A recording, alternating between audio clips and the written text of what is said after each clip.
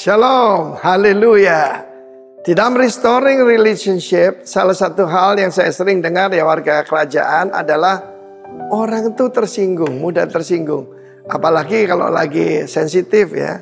Baru saja mungkin mengalami sesuatu, kita salah mengucapkan satu kata-kata atau apapun, bisa akibatnya jauh saudara ya. Tetapi Amsal 12 ayat 16 mengatakan, bodohlah orang. Dari mana kita tahu orang bodoh? Cepat menyatakan sakit hatinya. Seketika itu juga tong kosong nyaring bunyinya. Tapi yang bijak yang mengabaikan cemooh. Orang yang bijak, orang hebat, terjemahannya berkata great man. Orang hebat, orang yang mulia, anggap enteng cemooh. Kita melihat bagaimana Saul waktu masih muda. Dia Saul bin Kis waktu masih muda. Firman Allah mengatakan dia diurapi untuk jadi commander daripada Israel untuk menghadapi musuh-musuh. Ya, jadi bukan urapan raja, David urapan raja, tapi dia urapan daripada pemimpin. Orang-orang yang dursila, orang-orang tidak berarti suka menghina orang. Masakan orang dapat menyelamatkan kita? Bahkan waktu dia dipenuhi Roh Kudus, mereka juga menghina.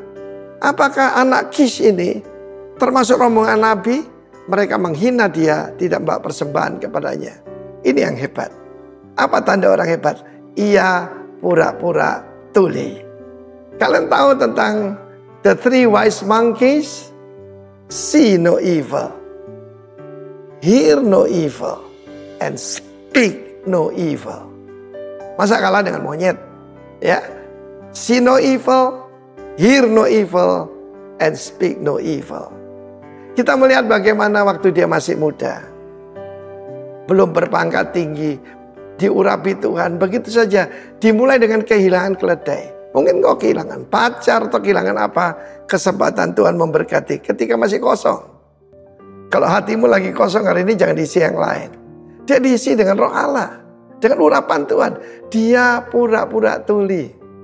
Dalam hidup saya, maka ada keuntungan nama saya Arifin. Banyak orang salah pencet, itu paling atas ya di dalam daftar.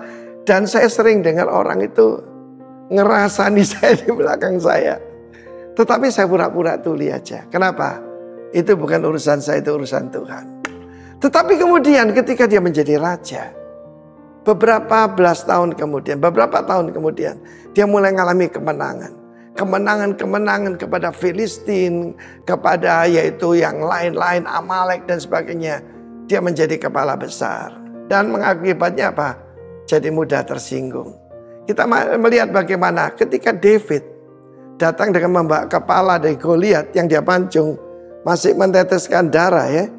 Dan ini anak muda ini luar biasa sekali. Dan ketika pulang, semua rakyat mengeluh-elukan dia. Saul membunuh beribu-ribunya, tetapi David berlaksa-laksanya. Saya sedikit dalam bahasa Inggris bukan yaitu tetapi atau dibandingkan, tapi dan, ya toh, dan saudaraku, ya. Saul membunuh beribu-ribunya, tetapi Daud berlaksa-laksanya. And David his tens thousands. Kita tahu bagaimana David akhirnya diangkat menjadi panglima tertinggi dari Israel. Tetapi Saul begitu sakit hati, bahkan dia melemparkan lembing pada David 2 kali. Orang kalau tidak bisa menjaga hati nanti jadi pembunuh. Kita melihat bagaimana Herodias, nanti saya ceritakan episode yang lain, ketika ditegur yang benar, ya toh tidak boleh kamu berhubungan dengan iparmu. Dia menyimpan kejengkelan yang berakhir dendam dan dia minta sekarang kepala Yohanes Pembaptis di sebuah talam. Karena itu saudara, bagaimana tahu seseorang beri dia kuasa, itu aslinya orang akan keluar. Tuhan memberkati kita warga kerajaan. Jaga hatimu. See no evil, hear no evil, speak no evil. Jangan kalah dengan monyet. God bless you.